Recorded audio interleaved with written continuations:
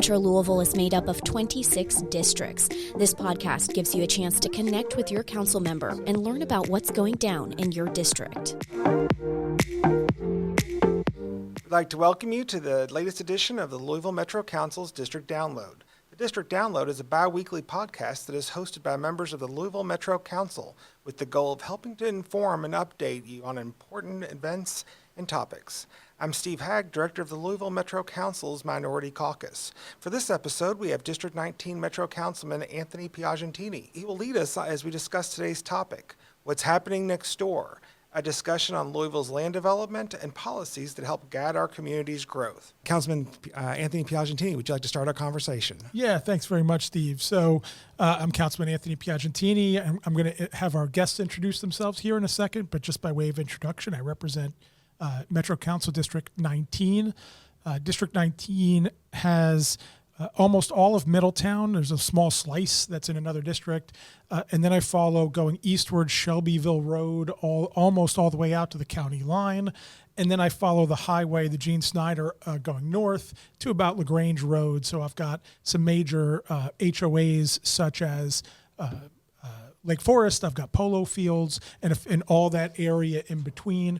It also includes Aiken Road, which has a lot of development in it, and actually part of why we're doing this conversation today is District 19 over the last several years has been the number one district in the city as far as residential growth, right? Both multifamily and single-family growth. So today I've got a couple guests here. I've got Juva Barber from the Building Industry Association. I'm going to have her introduce herself. And then Jeff O'Brien, who comes to us. He's the head of Develop Louisville, which is the department that oversees the government side of all of this development. So Juva, why don't we start with you? If you could introduce yourself and tell us a little bit about the BIA. Thank you so much, Councilman, and thank you for having me here today. I am Juva Barber. I'm the Executive Vice President of the Building Industry Association of Greater Louisville. We are a voluntary trade association. We have about 1,500 member firms in the 7-county area that we cover. Our members are residential builders and developers, commercial builders and developers, remodelers, and then all of those vendors who provide services to that industry. So that's everybody from HVAC contractors, brick masons, skilled licensed trades, to people who lay carpet, people who sell carpet and windows, banks, and insurance companies. The building industry is one of the largest employers in the country and in the state of Kentucky. Thanks very much, Juva.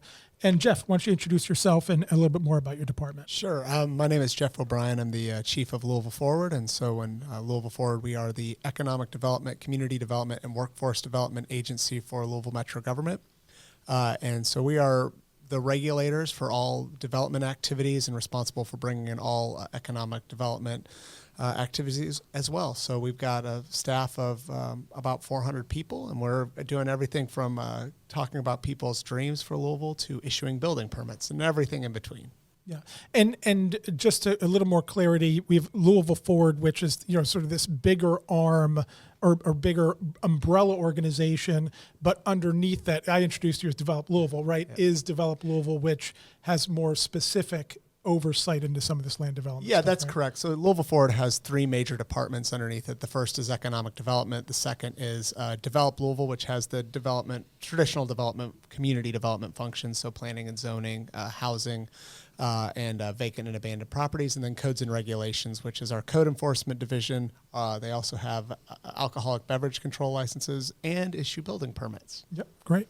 Thanks very much. So first, I just want to talk maybe one step further than the introduction, right?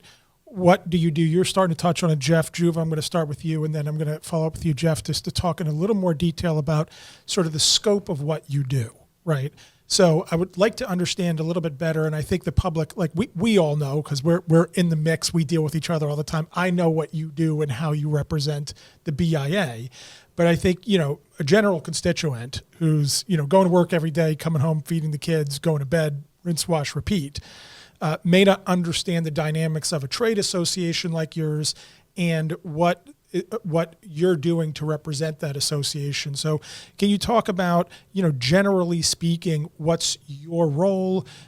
What are you doing both locally, maybe even statewide? And just, I don't want to say day in the life, like not that tactical, but can you give our listeners some scope into what you're doing and what the association is looking at and doing? So our mission is to be the voice of the development community. And so through that, we do advocacy work, which means I get to do things like this, and I get to talk to elected officials, other community partners, individuals about development issues, whether they're here in Jefferson County or in Bullitt County, Shelby County, Spencer County, Oldham County. We also provide member benefits to our members, whether that's networking events or insurance programs, things that help small businesses be successful small businesses. We also do a lot of education for our members. So if you're in Jefferson County, you have to have 6 hours of continuing education every year in order to pull more than one building permit, which is very important. We are the only county in the state that does that. So we provide all of that continuing education. In fact, today we have 6 hours of training going on in our building right now. We also provide education to people who are interested in coming into the industry. We have actually just recently started a trade school. So if you're interested in entering the HVAC field, you can enroll with the Building Institute of Greater Louisville, which is our education arm. And we will help you find a job in the HVAC field. And then you can come to class at night, Monday through Thursday from 6 to 9. And we have about 10 participants right now, and actually take the test more quickly to be a licensed HVAC journeyman, which is important because that means you can obviously make more money in the field. And then we host signature events. So we have hosted Home-A-Rama now for 55 years. We have the tour of remodeled homes, events that showcase home ownership. And, everybody, Jeff's division, they work in building the dream of the city. We work in building your dream home or turning your home into your dream home through a remodel. So we host those events to give our members the opportunity to meet the public and show them what they can actually do. Yeah, Home-A-Rama is really cool. I mean, who doesn't love attending that event? Everybody loves to see what paint colors are popular. That is the number one comment we get every year. Really, paint colors. Everybody wants to know what paint colors. Every year, the inquiries online are, what color was the bedroom in the third house? It's amazing. Well, yeah, meanwhile, when I moved into my current place, we did the grayish thing. So, so that we just went with the most neutral possible, do anything you want with this color. I'm not into the clown house thing where you have all these different colors and all that Color stuff. is back, though. I tell everybody every year it's back, and it's more and more back. And wallpaper was huge this year. Oh, my wallpaper. Oh, forget it. So, Jeff, why don't you talk a little bit more, particularly on the Develop Louisville side? And I think the other part of that, if you could explain both, sort of procedurally, right, what your department does, right, sort of high level, and also the relationship, because it's not just Develop Louisville. We also have these boards and commissions, the Planning Commission particularly, which has a huge role to play in this. They are not your employees, right? These are appointees and all this stuff. So if you could talk both about what your department does, but also how the Planning Commission factors into all of this. Yeah.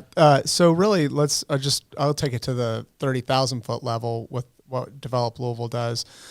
In order to do any land development in Kentucky, most cities have zoning regulations, which tells you what you can and can't do with your land across the city.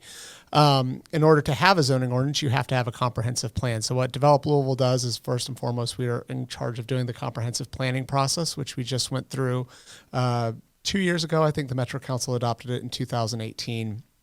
And so that process was recently done. Our comprehensive plan is Plan 2040, and that's what gives us the authority to zone land under Kentucky statute.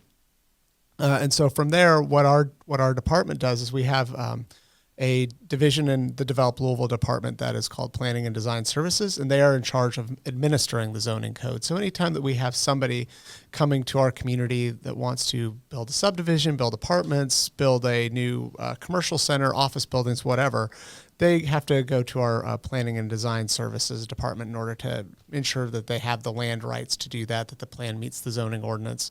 Almost all the time somebody needs something from us, whether it's dividing a lot, moving a lot line, going for a full-on rezoning, or implementing a specific development plan. And so what Planning and Design does is they review that plan. They're responsible for sending it out to all the agencies across Metro that have review authority. So that would be the Water Company, Metropolitan Sewer District, MSD, the Transportation Cabinet, if there's a state road involved, and the Public Works Department. And so they collect all that feedback and they do their own analysis on that plan. Doesn't meet the zoning ordinance, what variances or waivers do they need from that zoning ordinance? If anything, there's always relief valves under the zoning ordinance.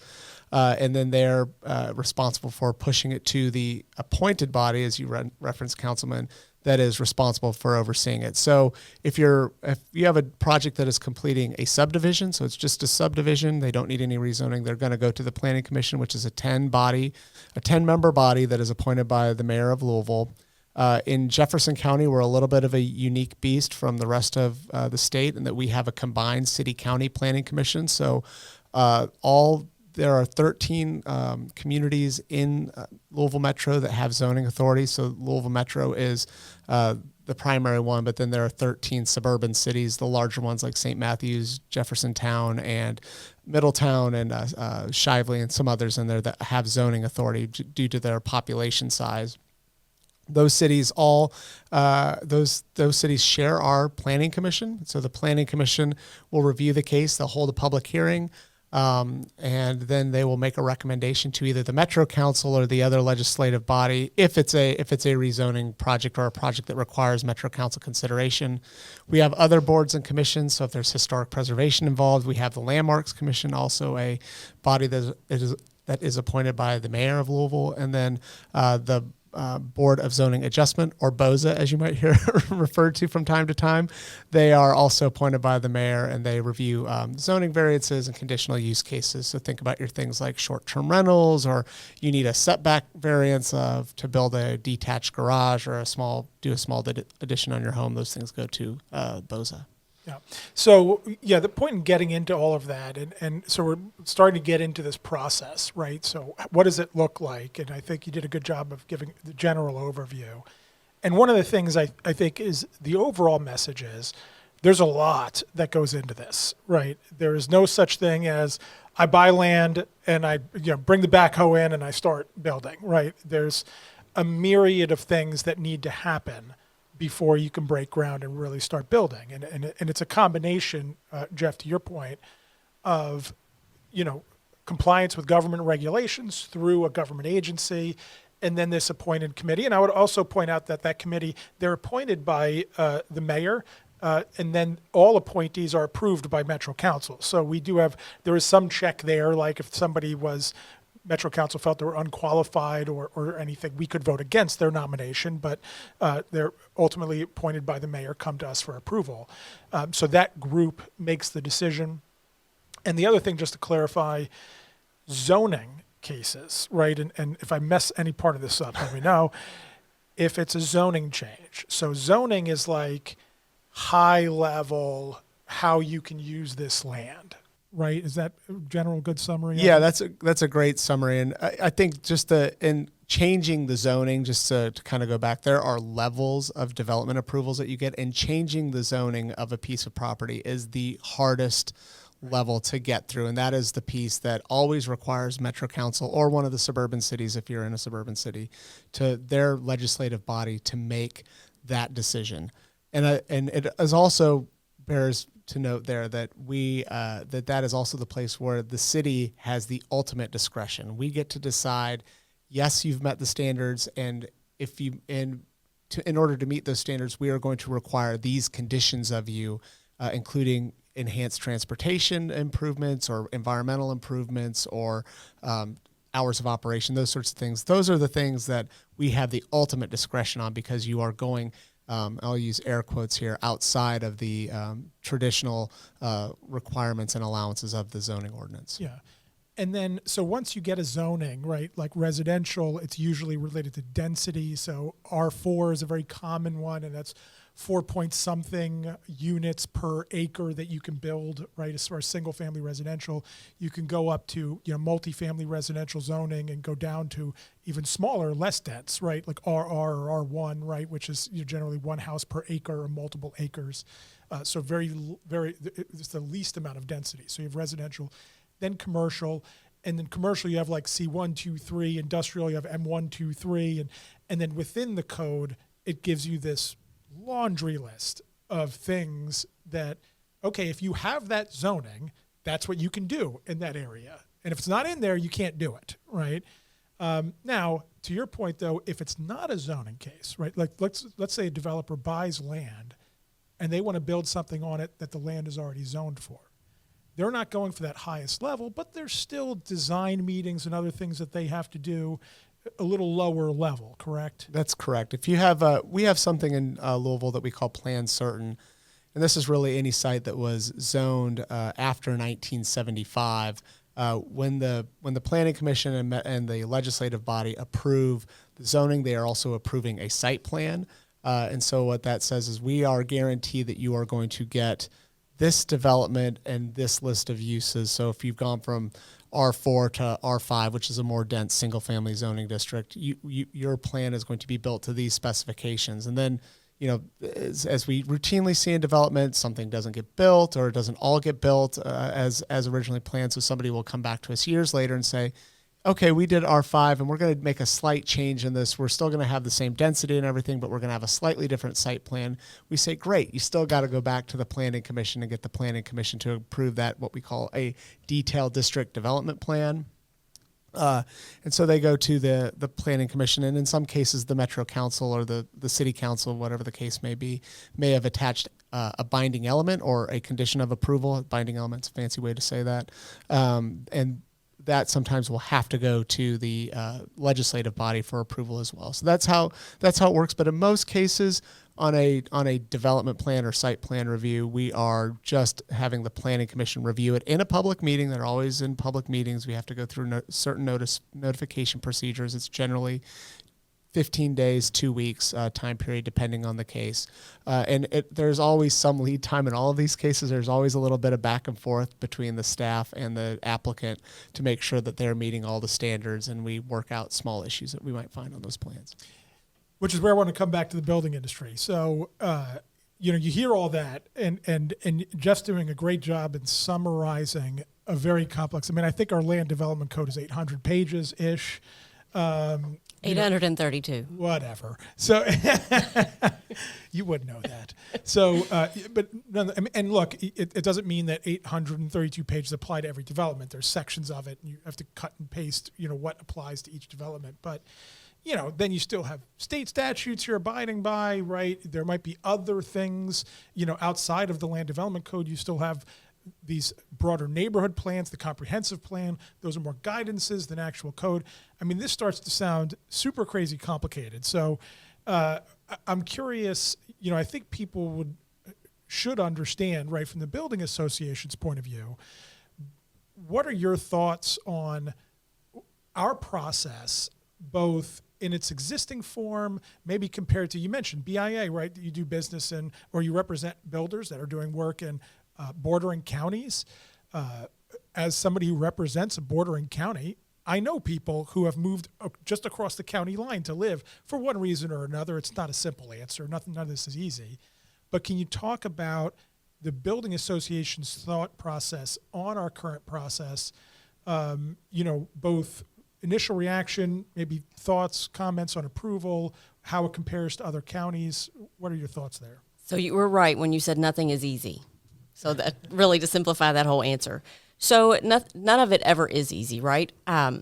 Development is one of the most regulated, we'll call it an industry in the country, because we have local regulations, which, there are 120 counties in the state of Kentucky, and we do have to all abide by KRS 100, but that doesn't mean that we all abide by KRS 100 the same way. Jefferson County's development approval process is much more complicated than it is in Shelby County or Henry County or Trimble County, and we'll have people who work in all three of those counties.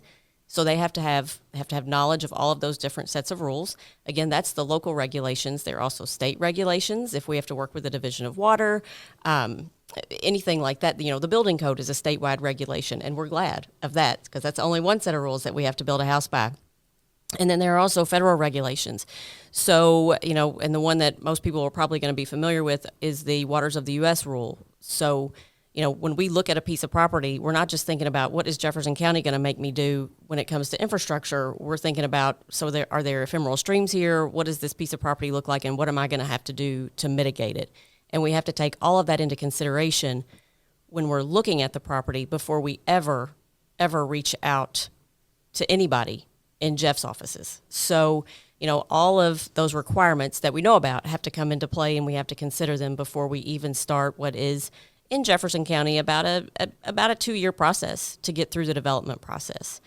In other counties, does it take 2 years? Not necessarily, not typically. It probably takes from 9 to maybe 15 months in other counties, depending on what it is that you're proposing and what you're doing, how complicated it is. So again, some counties have a much simpler process. It's simpler in Oldham County to develop than it is in Jefferson County in some ways. But every county, again, has its own local regulations. We can only pull per development so many building permits per year in Oldham County. We don't have that requirement in Jefferson County. So in that way, it's easier in Jefferson County. Or maybe the way to say it is more opportunity. The process may be more administratively difficult, but you can just keep building, right? If you buy land and keep going through the process, whereas it sounds like Oldham County is restricting the supply. Yes, is really what they're per doing. development. Right. There's only so many building permits per year based on their school capacity. That's one thing that they do. Okay, interesting. Yeah, and then to your point, I mean, one of the interesting things I read in a book, in an economics book years ago, was Fayette County, for example, and Lexington. They had, I think it's outside they've got their urban government center. They got the Lexington City, and then they have the rest of the county. I want to say years ago they went to like 500 acre zoning or something crazy like that to really restrict development. Yeah, they have an urban growth boundary, which is a tool that it's more common out west and in Florida, states that have really restrictive statewide land use policies. Not saying that Florida is a restrictive state, but they have some very real environmental challenges in that state that we don't necessarily deal with here. And that the urban growth boundary is one of those tools that they use on top of the zoning tool, just to more than regulate land use, to regulate extension of infrastructure. And that's what that urban growth boundary is typically done. So Portland, Oregon is probably the most famous example of a big city that implies an urban growth boundary. Yeah, and it's a mixed bag, right? Because okay, it may help in some areas, right? Like environmental concerns or infrastructure growth and that type of thing. And on the other hand, in this particular economics book, it was talking about how these types of land use policies also significantly increase the cost of housing, right? Every time you put these restrictions on, the average cost of housing in that area goes up. So, it's, are you a growing city or a non-growing city? It's one question. And I think philosophically, we try to be a growing city. The last census put us up by about 7% in the last 10 years. That put us 25th out of 120 counties in Kentucky. So not bad, right? But so there's a line that we're walking there, right? Speaking of environmental concerns, I want to touch on this. I'm going to touch on environmental and then sort of infrastructure and neighborhood concerns. So let's start with environmental. Floyd's Fork runs through District 19, runs south through District 20, and then hits one or two other districts in the southeast. But it's primarily a District 19, District 20 issue. I was just emailing with a constituent today who was talking about some of the environmental concerns there. So I'm going to start on the government side, and then I'm going to flip over to the building industry side. But can you talk about some of the things that we're currently doing, some of the things that are on the books, that try to balance the need for development, but also the need for environmental protection? Yeah, I think a couple things that I'll talk about is we have an overlay district, which is something that it's quite literal. It is something that we overlay on top of the base zoning here, and it puts an extra series of design regulations in the in certain areas. So traditionally, overlays are used in the city for building design. So think about downtown or Bardstown Road, where you really have some unique built environment characteristics. But this is something that Jefferson County did years ago to protect the Floyd's Fork watershed and really employ some environmental design standards on top of the regular zoning for subdivision design, quite frankly. That's what we're looking for. And this is really going back decades to the 50s when the county was mostly zoned for single family, R4 single family, which does allow a pretty significant density. I would say it's a typical suburban density of about I think the exact number is 4.32 units per acre. But that's usually your 20,000 square foot lot. So a pretty typical suburban lot size for Louisville. And so what we are seeing what we're seeing in The Floyd's Fork area is in the area that is really the floodplain and the floodway, which is where the actual creek is. We have some an area that we say, well, if your property is in the overlay, you have to meet all the regular land development code regulations, plus you have to meet these extra design regulations, which are really meant to protect the watershed and the environment around the watershed. We're protecting the plants, the water, the riparian area, which is a fancy way to say the stream banks. And so I think those are the things that we try to employ out there. And then over the last several years, we've gone and done a more intensive planning process around the Floyd's Fork area. That was about a 2-year process. There was a little pandemic that was thrown in the middle of all that. We took quite a lot of input in trying to find ways to protect things like steep slopes, protect treed areas. But we also need to balance that with the development needs and the growth desires of the community. That portion of District 20 in particular, I know there's portions of District 19, that's where a lot of our growth has happened because frankly, that's where a lot of the greenfield areas are. So we're really trying to balance that need to protect that environment. And of course, there's the wonderful asset of the parklands of Floyd's Fork. And so we're balancing that, wanting to protect the fork and give people direct access to the fork, along with the desire for people to live in that area. And so I think that's where we're really trying to take a very intentional look about how can we balance those rules and make sure that we're protecting the things that we really love about Floyd's Fork, the clean water, the trees, et cetera, and allow for development that is also demanded and desired to a certain degree to occur. And so I think those are the things that we've employed. And I think, as everybody around this table knows, we're currently in the process of looking at both the form districts. Right now we're looking at a conservation form district, which is recommended by that Floyd's Fork plan, and also looking at updating the Floyd's Fork overlay regulations to make sure that we are in line with that, with the items that plan recommended. Something else that was also recommended by that South Floyd's Fork Vision Plan. From the Building Association's point of view, right? Obviously, you've got to abide by the rules, right? But what are your thoughts, and what else is the building community doing, right, to try to balance this? Well, first and foremost, we work with them to make sure that we are meeting the rules when we are going through the process. Right. So, and we're very active in the process, and a lot of times what we try to let everybody know is, what we have to balance. If the rules are overwhelming, too expensive, then we're not going to be able to deliver the housing that we know this community needs. This community has told us many times from a variety of people that we need more housing in this area. I mean, you hear, luckily, we are lucky to have as many job announcements as we have in this area. And all those people who are coming here, who are going to want to work here, are going to want to live here. And right now, there's not really a place for them to go. So, we are trying to deliver something that we all want and need, and that's housing. If it's too expensive, we won't have people living in Jefferson County, or too complicated to do. They'll be doing what happens in a lot of those communities where we have those urban service boundaries, and they'll be moving outside of Jefferson County to communities where maybe housing is a little more affordable or more accessible, like Southern Indiana or Shelby County or Oldham County. And at the end of the day, that's not good for the county either. So we work very hard to make sure we are achieving everything that has been put forth already in the Land Development Code, whether it's, whether we're talking about setbacks or the tree canopy requirements or buffer areas around those stream banks, making sure that we're meeting the compensation changes when it comes to working in the floodplain, which we can do, but which people, quite frankly, try not to do. But you have to remember, the property that is for sale that we might be able to purchase is the only property that we could potentially develop and provide that housing on.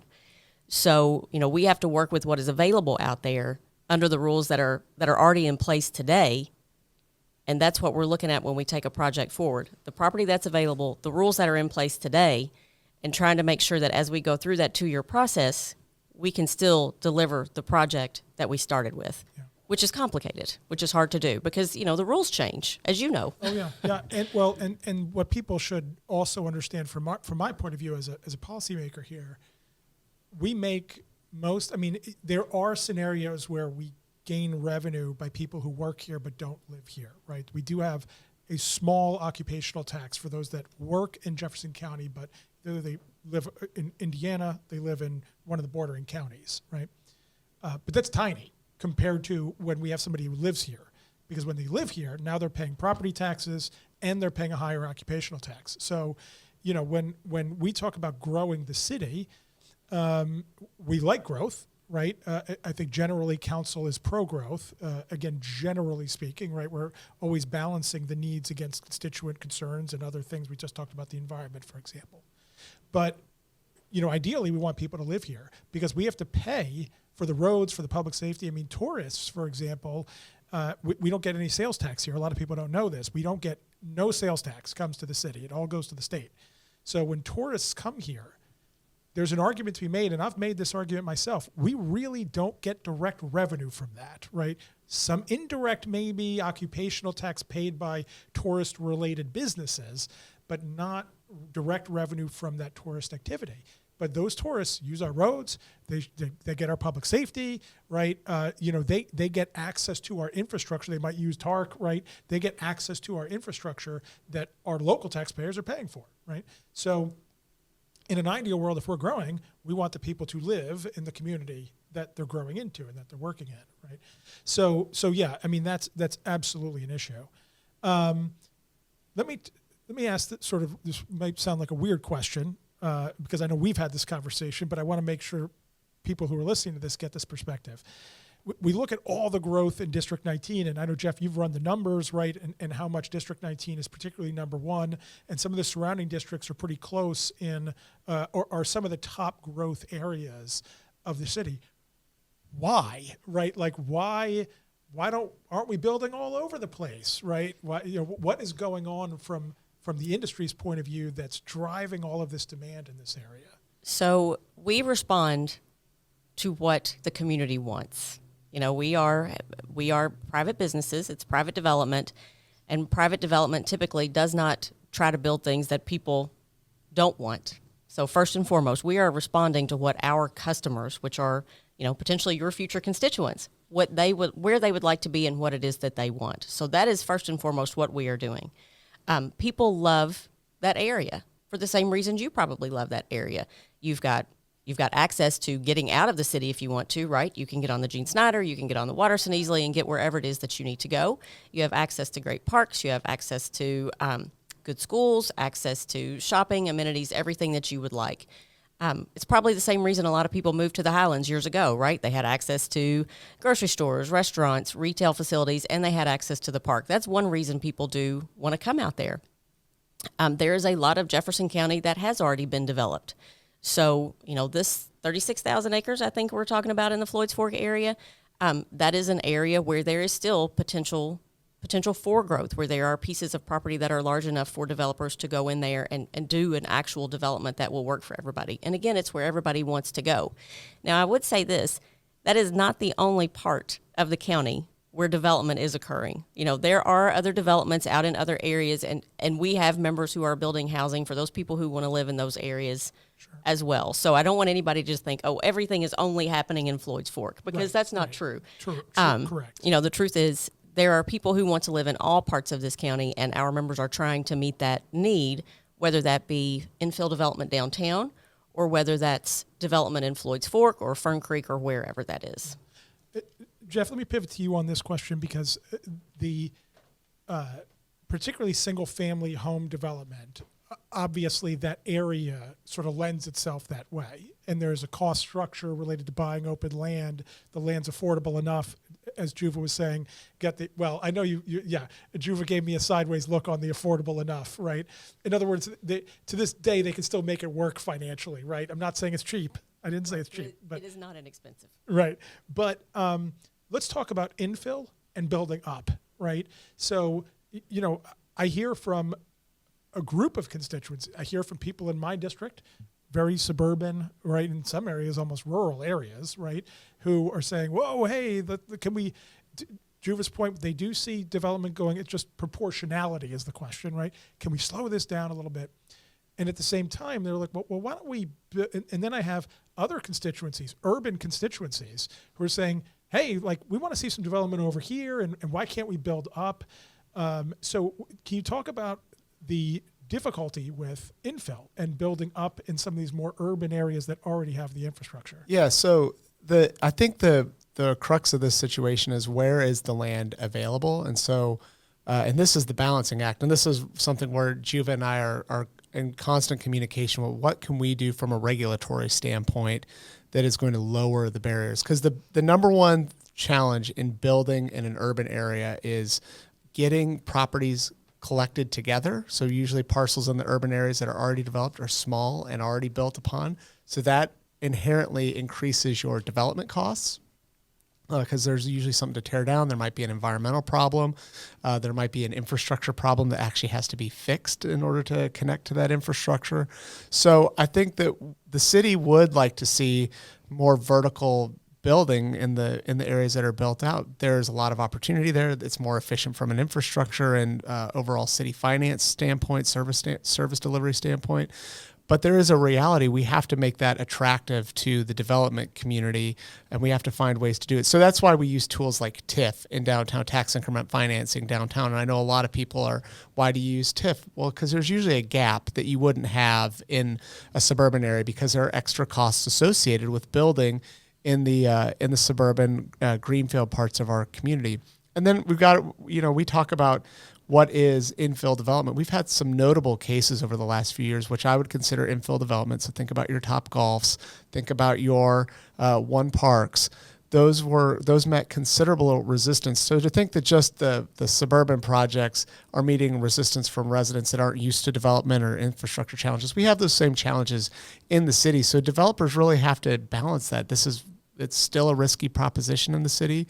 We have tried over the years to make it easier to build within the city, but I think that this is really going to take something for the building community, the residents of this community, the government bodies, both the executive and legislative branches of the metro government, to come together and say, okay, here's some real things that we can do to lower the barriers, either through financial tools like TIF, or years ago we had a very robust downtown residential loan fund, which helped to lower the cost of land downtown, or just reduce regulatory barriers for downtown. But Juva's right. We need more housing in this community.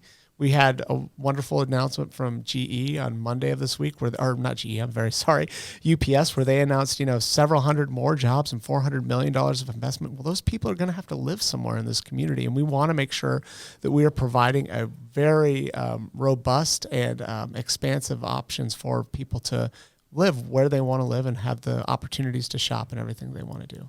Well, we only have a couple minutes left. I want to wrap up with thinking about the future.